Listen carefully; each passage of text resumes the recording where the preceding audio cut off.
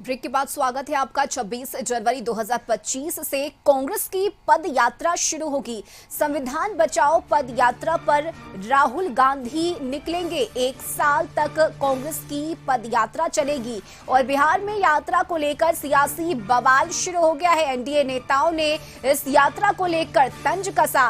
गठबंधन के नेताओं ने पलटवार भी किया।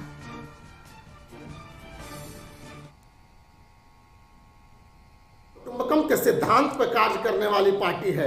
पटना के बापू सभागार में लोक गायिका देवी द्वारा प्रस्तुत किए जा रहे राम धुन पर जिन उपद्रवी तत्वों द्वारा इस प्रकार की हरकतें करने का काम किया गया है, निश्चित रूप से भारतीय जनता पार्टी उन सभी को चिन्हित करने का काम करेगी कि आखिर वे कौन लोग थे। यह जांच का विषय है।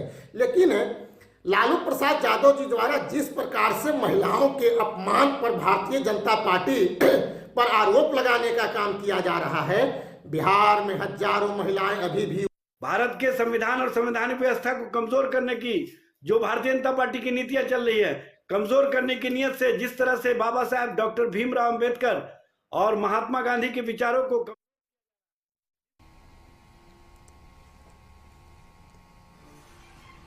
तो 26 जनवरी 2025 से कांग्रेस की पद यात्रा शुरू हो रही है और सहयोगी प्रीतम हमारे साथ जुड़ गए हैं।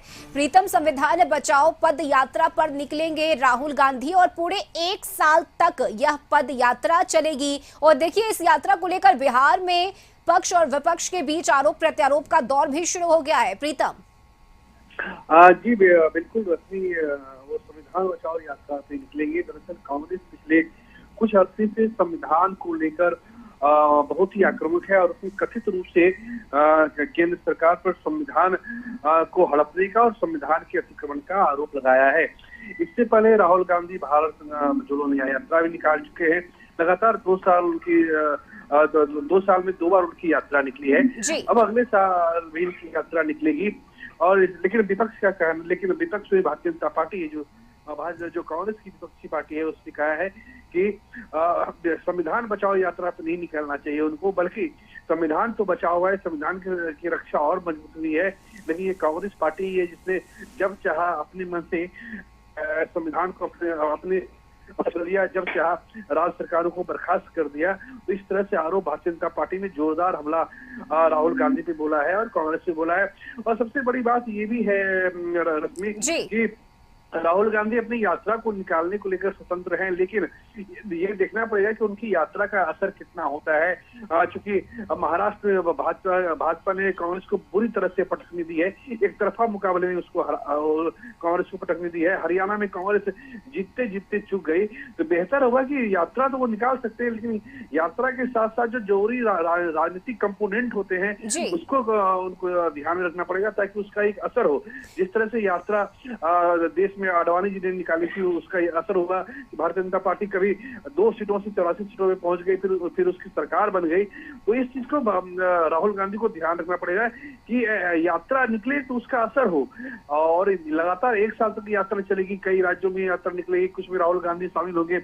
इसी बीच बिहार में अगले साल विधानसभा के चुनाव होने हैं, उससे पहले दिल्ली के चुनाव होने हैं, अगले साल 2 राज्यों के चुनाव होने हैं। तो सब देखना पड़ेगा, यात्रा भी देखनी है और इंडिया गठबंधन भी देखना है। और इसके साथ साथ जो कांग्रेस की जो राज्य है जहाँ पे फिर चुनाव होने हैं, या भाजपा का राज्य जहाँ पे चुनाव होने हैं, वहां भी कांग्रेस किस तरह से वापसी करेगी, संगठन किस तरीके से मजबूत होगा। क्योंकि कांग्रेस का संगठन बहुत राज्यों में नहीं है और कई राज्य ऐसे जहाँ पे कांग्रेस एक बार सत्ता से विदा हो गई तो फिर वहां दोबारा लौटी नहीं।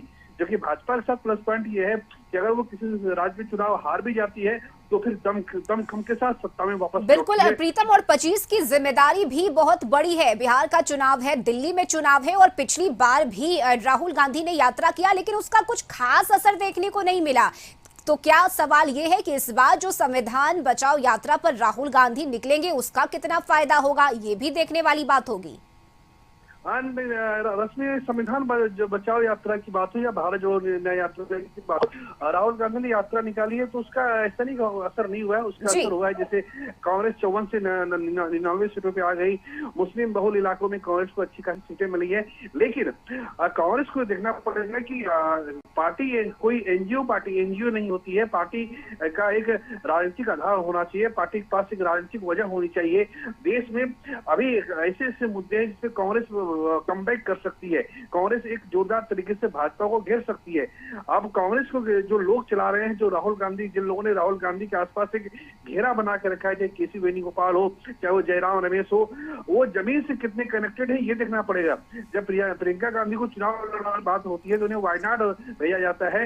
बेहतर होता है कि एक प्रयोग के तौर पर प्रियंका गांधी को किसी उत्तर भारत के राज्य जहाँ भाजपा बहुत मजबूत स्थिति में, जैसे मध्य प्रदेश, उत्तर प्रदेश, अगर वहां से चुनाव लड़ा के देखा जाता और फिर प्रियंका गांधी जीत के आती तो माना जाता है कि कांग्रेस ने एक अच्छा प्रयोग किया है। खैर, कांग्रेस की अपनी रणनीति है, कांग्रेस की अपनी राजनीति है।